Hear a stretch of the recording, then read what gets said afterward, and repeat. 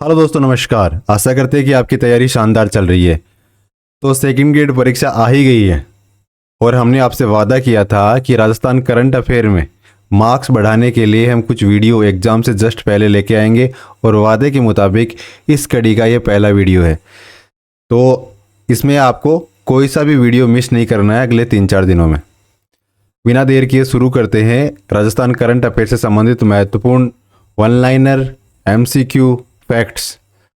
देखो, 22 जुलाई 2025 में राज्यपाल और कुलाधिपति, मतलब राजस्थान में जो विश्वविद्यालय होते हैं उनके कुलाधिपति भी कौन होते हैं? राज्यपाल ही होते हैं। कौन है वर्तमान में राज्यपाल? हरिभाऊ बागड़े। उन्होंने महर्षि दयानंद सरस्वती विश्वविद्यालय अजमेर है, वहाँ का नया कुलगुरु नियुक्त किया है। किसे नियुक्त किया है?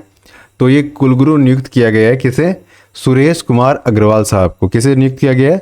सुरेश कुमार अग्रवाल साहब को कुलगुरु नियुक्त किया गया है। ठीक है। किस किस विश्वविद्यालय की बात कर रहे हैं हम? जो अजमेर में दयानंद सरस्वती विश्वविद्यालय है ना, वहाँ के कुलगुरु कौन बने हैं? सुरेश कुमार अग्रवाल। और ये जुलाई महीने की बात है, तो आपको ध्यान में रखना ज़्यादा ज़रूरी हो जाता है, क्योंकि रिसेंट डेवलपमेंट जो जुलाई और शुरुआती अगस्त में है, वो प्रश्न पूछे जाने की, 1-2 प्रश्न तो पूछा ही जाएगा, वो संभावना ज़्यादा रहती है। 21 जुलाई 2025 में राज्यपाल हरिभाऊ बागड़े के परिसहाय यानी सहायक के रूप में जिस आईपीएस अधिकारी ने पदभार ग्रहण किया है, मतलब हरिभाऊ बागड़े का जो निजी सचिव कह सकते हैं, वो किसे नियुक्त किया गया है?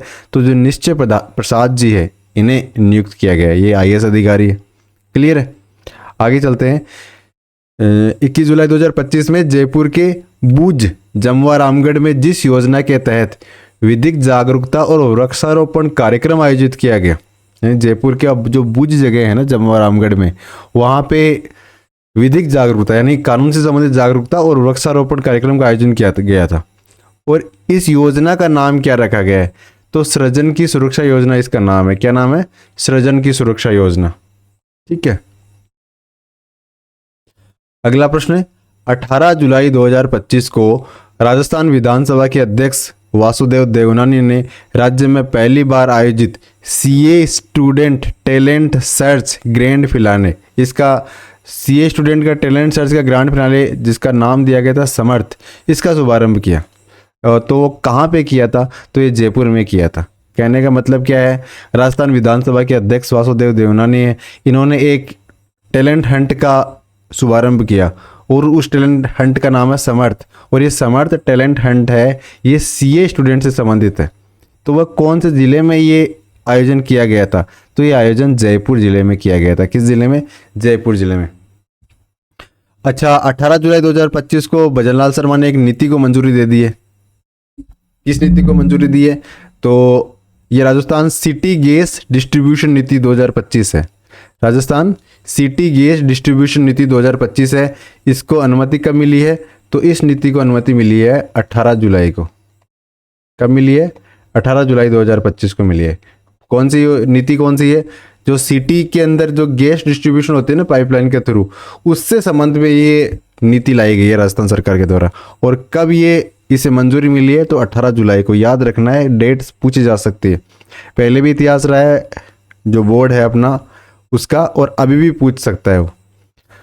10 जुलाई 2025 में जयपुर में इंदिरा गांधी पंचायती राज संस्थान से जिस अभियान का शुभारंभ किया गया, यानी जयपुर का जो पंचायती राज संस्थान है, वहाँ से एक अभियान का शुरुआत की गई। तो कौन सा अभियान शुरू किया गया? तो नरेगा आखर अभियान ने ये शुरू किया गया था। क्या नाम है? नरेगा आखर अभियान। ये किसके द्वारा शुरू किया गया? तो ये जयपुर जिला प्रशासन है ना, उसकी पहल है। और ये पंचायती राज के माध्यम से जो नरेगा में जो कामगार है उनको, मतलब अगर वो शिक्षित नहीं है तो उनको शिक्षित करने का प्रयास इस कैंपेन के माध्यम से किया जाएगा।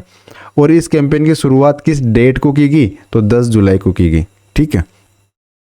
कहने का मतलब प्रश्न एक तो ये बन सकता है कि जो नरेगा आखर अभियान है ये किसके द्वारा चलाया गया? तो जयपुर जिला प्रशासन की पहल है।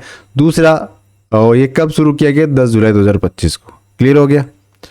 अगला प्रश्न, 6 जुलाई 2025 में राष्ट्रीय ऊंट दौड़ चैंपियनशिप 2025 का पहले संस्करण का आयोजन किया गया।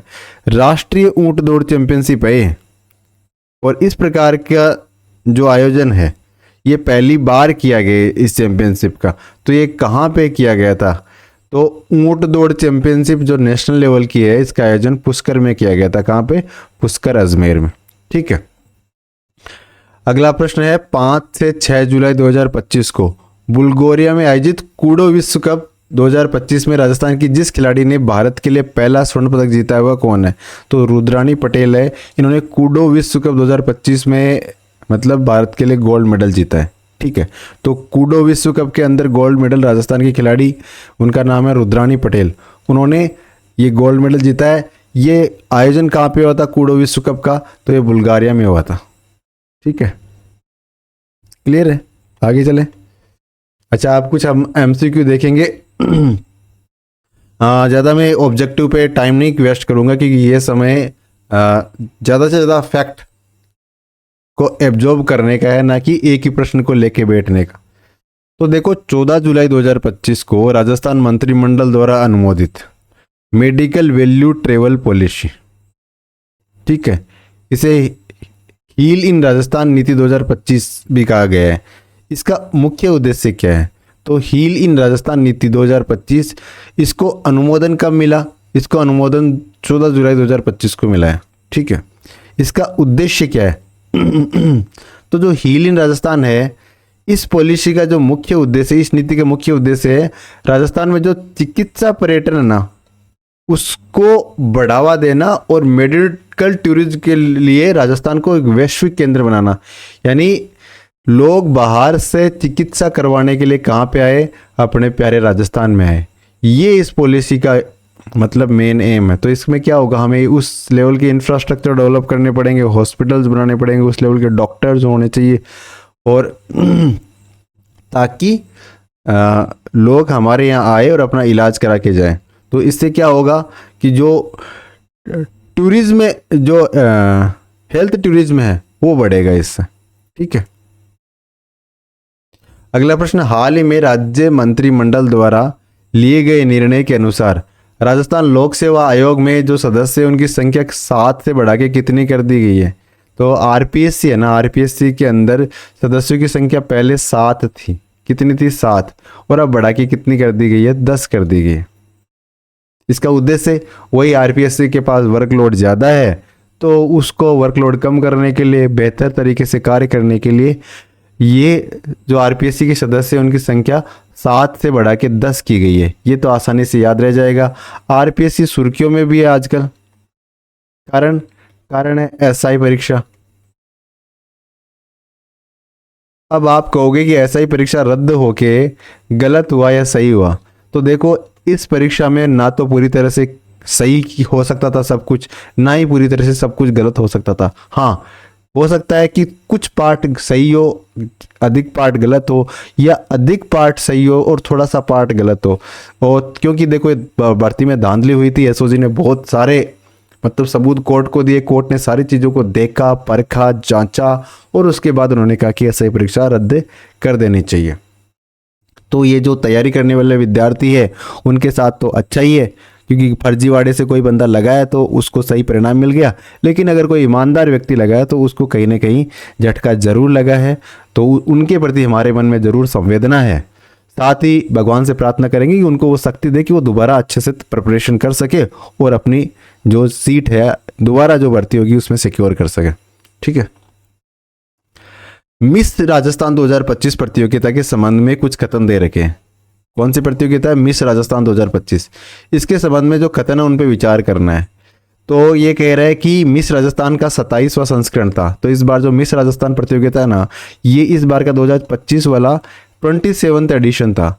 इसका ग्रांड फिनाले जयपुर में जो बिड़ला ऑडिटोरियम है वहाँ पे आयोजित किया गया था। तो ये कथन तो सत्य है। दूसरा है, ट्विंकल पुरोहित पैसे से डॉक्टर है। तो ट्विंकल पुरोहित है ना, ये पैसे से डॉक्टर नहीं है, ये क्या है? मॉडल है। ठीक है। और तीसरा जो पॉइंटर है, मीनाक्षी छापेला इस प्रतियोगिता में फर्स्ट रनर अप रही थी।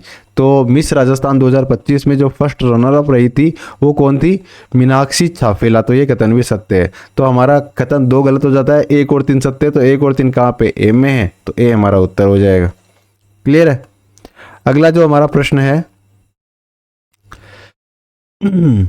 7वीं Indian open para international athletics championship ठीक है, देखो आप जो प्रतियोगिता का नाम जरूर ध्यान रख लेना है।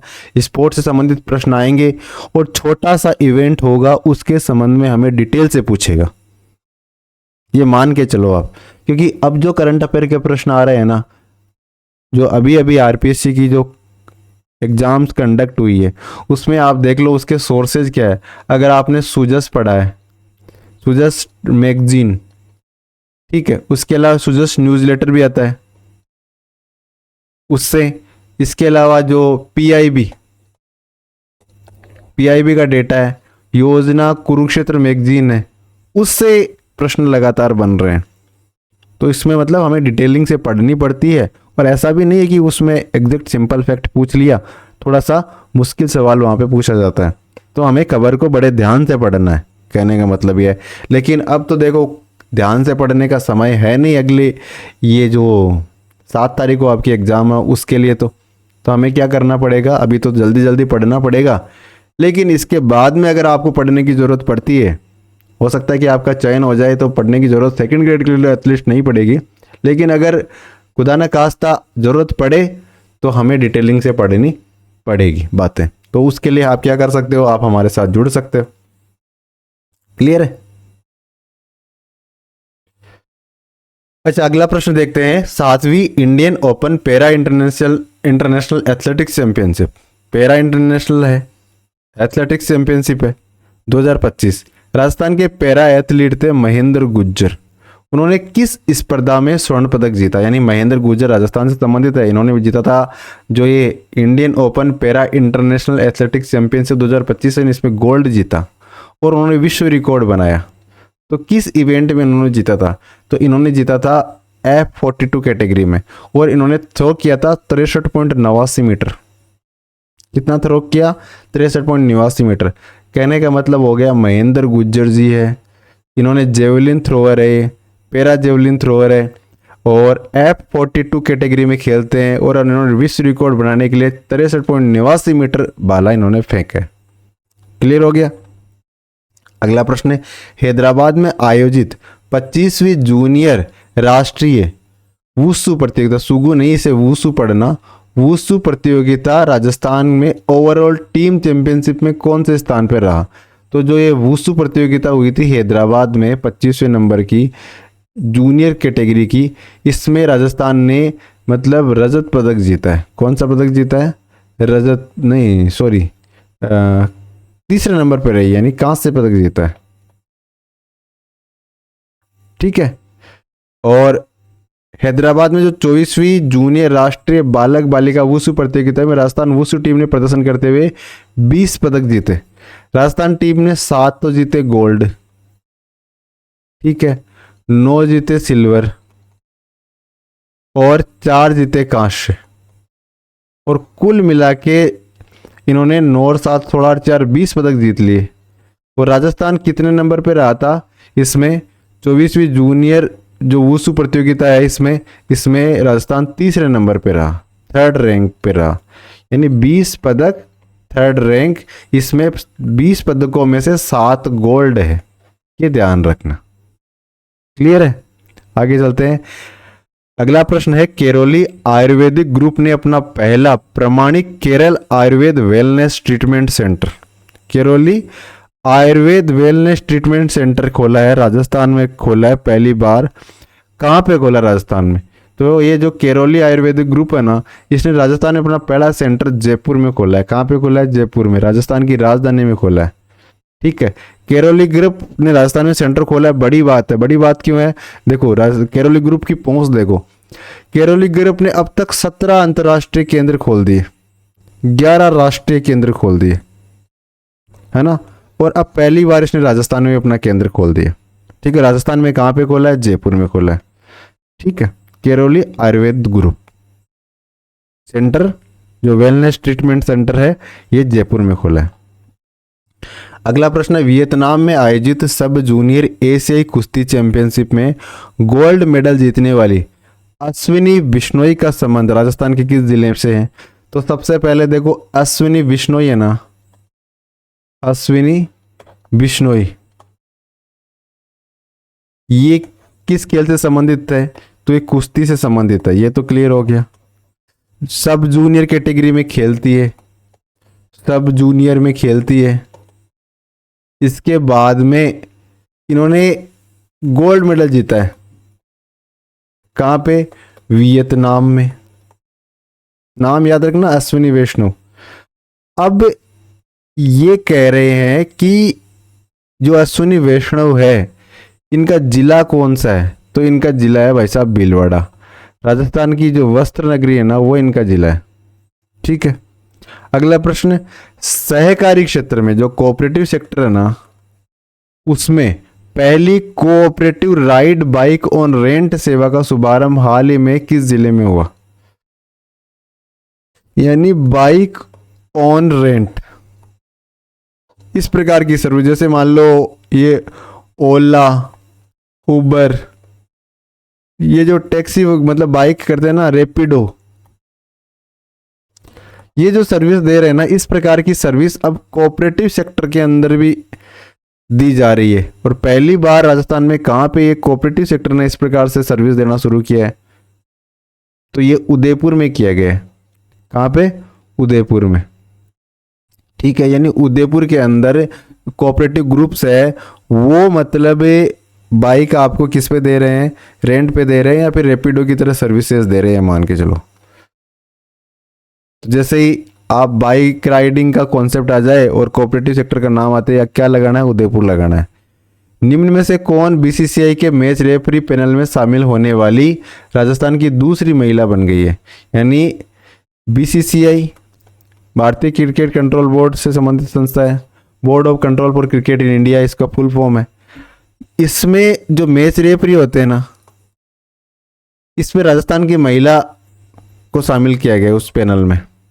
तो अभी हाल ही में शामिल किया गया आस्था माथुर को।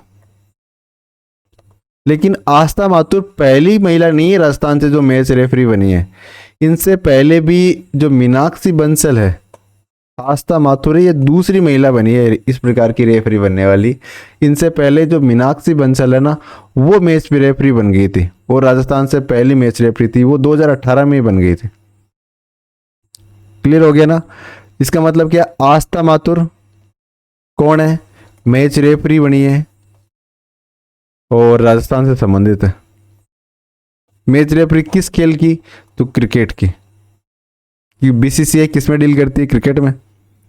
अगला प्रश्न, राजस्थान सरकार द्वारा शुरू की गई पंडित दीनदयाल उपाध्याय गरीबी मुक्त गांव योजना के तहत पहले चरण में कितने गांवों का चयन किया गया? तो राजस्थान सरकार ने एक योजना शुरू की है, पंडित दीनदयाल उपाध्याय गरीबी मुक्त गांव योजना। ठीक है। और इसका जो पहला चरण है, पहले चरण में 5000 गांवों को शामिल किया गया है। यानी इन गांवों को गरीबी मुक्त किया जाएगा। तो कितने गांव शामिल किए गए इस योजना में? राजस्थान सरकार ने शुरू की गई है पंडित दीनदयाल उपाध्याय गरीबी मुक्त गांव योजना में 5000 गांव चयन किए गए। अगले प्रश्न पे चलते हैं। अमेरिका में आयोजित वर्ल्ड पुलिस गेम्स, यानी वर्ल्ड पुलिस गेम्स कहाँ पे हुए? अमेरिका में हुए। इसमें राजस्थान पुलिस में सब इंस्पेक्टर है कचनार चौधरी। किस स्पर्धा में इन्होंने गोल्ड मेडल जीता? यानी कचनार ने गोल्ड जीता, यह तो क्लियर हो गया, लेकिन किस खेल में जीता है? तो इन्होंने शॉर्ट पुट में जीता है। किस में? शॉर्ट पुट में इन्होंने गोल्ड जीता है ना। कचनार राजस्थान पुलिस में है ये। ठीक है। अब इन्होंने गोल्ड तो जीता ही जीता, वो शॉर्ट पुट में जीता। इसके अलावा एक देखो डिस्कस थ्रो का विकल्प है, तो इसमें इन्होंने डिस्कस थ्रो में भाग लिया और डिस्कस थ्रो में इन्होंने सिल्वर जीता। शॉर्ट पुट में इन्होंने गोल्ड जीता, डिस्कस थ्रो में इन्होंने सिल्वर जीता। नाम क्या है? कचनार चौधरी। तो वर्ल्ड पुलिस गेम्स अबलामा स्टेट के बर्मिंघम शहर में 27 जून से 6 जुलाई 25 को आयोजित किए गए। मतलब अमेरिका में आयोजित हुए, इतना ध्यान रखो आप, बाकी शहरों को इतना ज़्यादा ध्यान नहीं देना है। अच्छा, कचनार के अलावा झालावाड़ के दिलीप कुमार मालव है, उन्होंने भी इसी स्पर्धा में कराटे के अंदर गोल्ड हासिल किया है। तो दिलीप कुमार मालव, दिलीप कुमार मालव, और ये भी गोल्ड लेके आए हैं, लेकिन ये कौन सा खेल खेलते हैं? कराटे खेलते हैं। क्लियर हो गया? एक गोल्ड कचनार लाए थे शॉर्ट पुट में, एक गोल्ड दिलीप कुमार मालव लाए, दोनों राजस्थान से संबंधित है। वो राजस्थान पुलिस में, ये राजस्थान पुलिस में लेकिन झालावाड़ जिले से संबंधित है। ठीक है। अगला प्रश्न, राजस्थान के नए पुलिस महानिदेशक के रूप में किसने 3 जुलाई 2025 को पदभार ग्रहण किया? यानी राजस्थान के नए पुलिस महानिदेशक बने, कौन बने? तो जो राजीव शर्मा है ना, राजीव शर्मा, राजीव शर्मा, ये क्या बने हैं? राजीव शर्मा पुलिस महानिदेशक, जिसे हम डीजीपी कहते हैं ना, DGP, director general of police, ये बने, राजीव शर्मा बने। ठीक है। तो इन्होंने किनका स्थान लिया है? तो इन्होंने तो स्थान लिया रवि प्रकाश मेहरड़ा जी का, लेकिन रवि प्रकाश मेहरड़ा जी को तो मतलब थोड़े से दिनों के लिए अस्थायी लगाया गया था। मूल रूप से वो किसकी जगह आए हैं, और जो मूल रूप से उस जगह पे थे उनको किस पोजीशन पे, किस पोस्ट पे बैठाया गया, ये आपको देखना है। ठीक है। आगे चलते हैं। हरिद्वार में आयोजित under 18 youth national kabaddi championship, Haridwar में आयोजित हुई थी अंडर 18 की यूथ नेशनल कबड्डी चैंपियनशिप। इसमें राजस्थान की बालिका टीम का परिणाम क्या रहा? तो जो हरिद्वार के अंदर नेशनल कबड्डी चैंपियनशिप, इसमें राजस्थान की बालिका, इन्होंने जीता है मतलब रजत पदक। कौन सा पदक जीता है? रजत पदक जीता है। क्लियर है? तो ये 18वीं यूथ नेशनल कबड्डी चैंपियनशिप का आयोजन हरिद्वार में किया गया था, बिल्कुल सत्य है। राजस्थान की बालिका टीम ने रजत पदक जीता है, बिल्कुल सत्य है। ठीक है। ये इस बार इसका नेशनल कबड्डी चैंपियनशिप का 18वां एडिशन था, तो ये भी सत्य है। अगला प्रश्न, राजस्थान की संस्कृति युवा संस्था द्वारा, राजस्थान की संस्कृति युवा संस्था, इसके द्वारा लंदन में 12वें भारत गौरव अवार्ड समारोह, भारत गौरव अवार्ड समारोह, ये 12th एडिशन था ना, देश दुनिया की कितनी प्रतिभाओं को 3 जुलाई 2025 को सम्मानित किया? तो देखो, राजस्थान की संस्कृति युवा संस्था है, इन्होंने लंदन में एक मतलब समारोह आयोजित किया गया था, भारत गौरव अवार्ड समारोह, और इसमें देश दुनिया की 25 प्रतिभाओं को इसमें सम्मानित किया गया। और ये प्रोग्राम जो संस्था ने किया है, ये कहाँ पे किया था? तो ये जो यूके की संसद है ना, हाउस ऑफ कॉमन्स,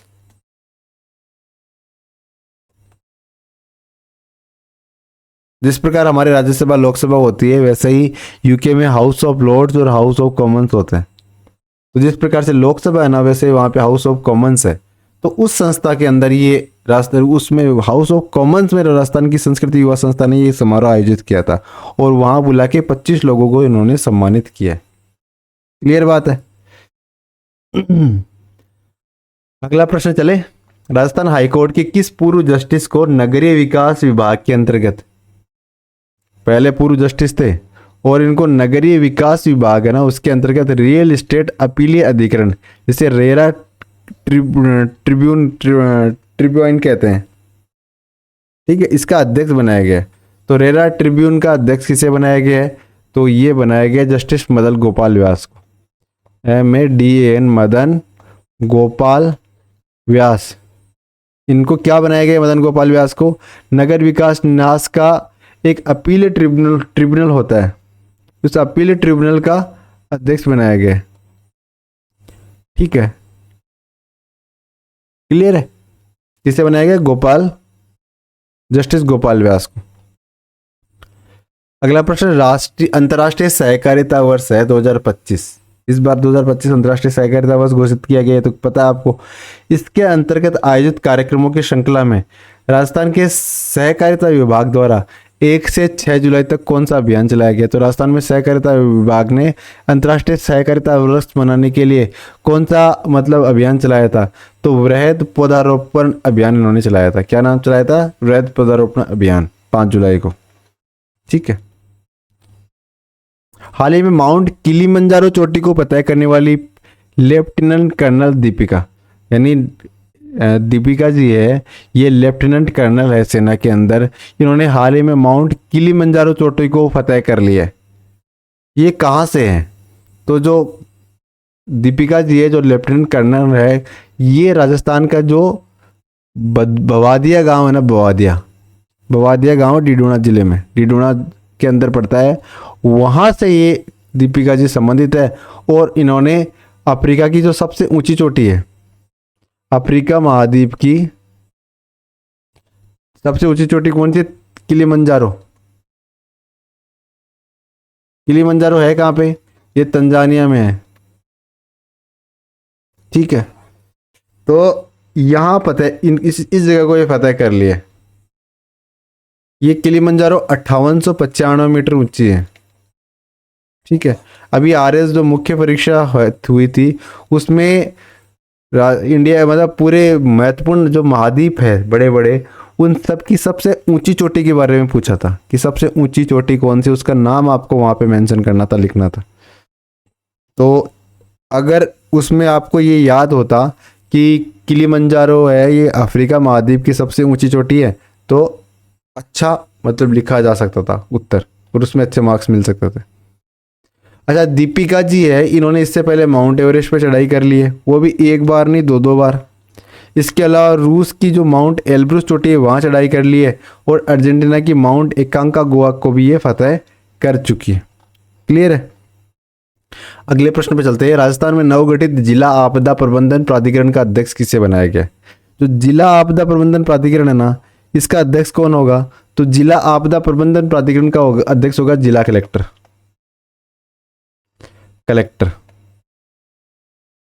और जो उपाध्यक्ष होगा ना वो होगा सीईओ, चीफ एग्जीक्यूटिव ऑफिसर। ठीक है, तो जिला लेवल पे जो आपदा का प्रबंधन प्राधिकरण बनाया गया है उसका अध्यक्ष जिला कलेक्टर होगा। क्लियर बात है? तो संबंधित जिले के जिला कलेक्टर है, इसका उत्तर हमारा हो जाएगा। अगला प्रश्न, राज्य में ओरण भूमि, ओरण भूमि आपको पता ही है, जो स्थानीय देवी देवता है वो उस वन की मतलब रक्षा करते हैं कह सकते हैं, और उनको मतलब समर्पित होता है वो क्षेत्र, और वहाँ पे पेड़ों की कटाई वगैरह मना होती है संपूर्ण रूप से। तो अभी हाल ही में ये काफ़ी चर्चा में रहा क्योंकि लोग उस क्षेत्र में पेड़ काट रहे थे, तो राव जो रविंद्र सिंह भाटी साहब है वो उसका विरोध कर रहे थे, चर्चा में सुर्खियों में रहा है ये। देखो, तो इसकी जांच करने के लिए एक उच्च स्तरीय समिति बनाई गई है, वो उसका अध्यक्ष इसे बनाया गया है। तो राजस्थान हाईकोर्ट के पूर्व न्यायाधीश है जितेंद्र राय गोयल। क्या नाम है? जितेंद्र राय गोयल। तो जितेंद्र राय गोयल जी को जो ओरण भूमि से संबंधित एक कमेटी बनाई गई है उसका अध्यक्ष बनाया गया। किसे? जितेंद्र राय गोयल जी को। ठीक है, अगले प्रश्न पे चलते हैं। मुख्यमंत्री की अध्यक्षता में सहकारिता हेतु राज्य स्तरीय समिति का गठन किस उद्देश्य से किया गया? तो मुख्यमंत्री की अध्यक्षता में सहकारिता हेतु राज्य स्तरीय समिति, इसका बनाने का उद्देश्य क्या है? राज्य लेवल की कमेटी बनाने का उद्देश्य क्या है बताओ? तो इसका उद्देश्य है अंतर्राष्ट्रीय सहकारिता वर्ष की गतिविधि को क्रियान्वयन करना। राज्य स्तरीय समिति, इसका अध्यक्ष किसे बनाया गया है? तो ये भजन लाल जी को बनाया गया अध्यक्ष। जो एक सहकारिता वर्ष को मतलब कार्यक्रम कार्यान्वयन से संबंधित कमेटी बनाई गई, उसका अध्यक्ष भजन लाल जी को बनाया गया। तो देखो, अंतर्राष्ट्रीय सहकारिता वर्ष की गतिविधि को क्रियान्वयन करने के लिए मुख्यमंत्री की अध्यक्षता में एक राज्य स्तरीय समिति गठन किया गया। इस समिति में मुख्य सचिव सदस्य संयोजक होंगे। क्लियर बात है? तो सहकारिता वर्ष बनाने के लिए कि अच्छे से मनाया जा रहा है या नहीं मनाया जा रहा है, इसके लिए मुख्यमंत्री की अध्यक्षता के अंदर एक कमेटी का गठन किया गया है। 1962 एमवीयू राजस्थान क्या है? 1962 एमवीयू राजस्थान, जिसका लोकार्पण हाल ही में पशुपालन मंत्री द्वारा किया गया। तो एमवीयू राजस्थान है ये मोबाइल वेटनरी यूनिट है एक तरीके से, और उससे संबंधित एक चैटबॉट नवाचार है। ठीक है, तो देखो 1962 MVU Rajasthan chatbot number 9063475027 mobile veterinary unit से संबंधित एक चैटबॉट नवाचार है। इसमें क्या होगा कि वही चैटबॉट का मतलब हो गया एक तरीके से एप्लीकेशन जैसे मान लो, और वहाँ पे आप इंफॉर्मेशन वगैरह डालोगे तो वहाँ पे मतलब आपको सर्विस मिल जाएगी। क्लियर है? ये पशुपालन विभाग से संबंधित है। तो इसका उद्देश्य चैटबॉट के माध्यम से पशुपालकों की पशुओं की प्राथमिक चिकित्सा उनके घर पर ही उपलब्ध हो सके, इस प्रकार का प्रावधान इसमें किया गया है। क्लियर है? और इसमें ट्रेनिंग भी दी जा रही है। अस्पतालों में मरीजों की कतार से मुक्ति दिलाने के लिए क्यू मैनेजमेंट सिस्टम को पायलट प्रोजेक्ट के रूप में किन 2 अस्पतालों में शुरू किया गया है? तो देखो, क्यू मैनेजमेंट सिस्टम आपने देखा होगा कि जो बड़े बड़े अस्पताल है वहाँ पे जो पेशेंट है उनकी लाइन लगी रहती। अब उसको कैसे मैनेज करना है, इसके लिए मतलब क्यू मैनेजमेंट सिस्टम लाया गया है। और राजस्थान में जो 2 विश्वविद्यालय जो मेडिकल जो मतलब अस्पताल है वहाँ पे इसे शुरू किया गया है। तो कौन कौन से अस्पताल है? तो ये अस्पताल है जयपुरिया और कांवटिया। कौन से? एक तो है जयपुरिया अस्पताल, एक कांवटिया अस्पताल। अब यहाँ पे पायलट प्रोजेक्ट के रूप में शुरू किया गया है। बाद में अगर ये सफल रहा तो इसे एसएमएस स्टेडियम में भी लागू कर दिया जाएगा। तो ये हमारा इस सीरीज का पहला वीडियो, छोटा सा वीडियो है। आगे के वीडियो थोड़े बड़े वीडियो आएंगे और कंटेंट की क्वालिटी और स्पीड आपने देख ही ली इसमें किस प्रकार की, इसी प्रकार का स्पीड रहेगा। लगभग 1.5 घंटे के 3 वीडियो आएंगे जिसमें पूरा राजस्थान हम कवर करने का प्रयास करेंगे। जो महत्वपूर्ण बड़ी बड़ी डेवलपमेंट्स हुई है उसमें हम एमसीक्यू देखेंगे, वन लाइनर देखें, और कुछ जो बड़े न्यूज है, जो रैंकिंग वगैरह आई है उसमें हो सकता है कि थोड़ी सी डिटेल 2-3 मिनट की भी देख लें। ऐसे 5-7 पॉइंटर ही होंगे, बहुत ज़्यादा नहीं होंगे। ठीक है, तो पढ़ते रहिए। Thank you, all the best. Channel को सब्सक्राइब कर लीजिए।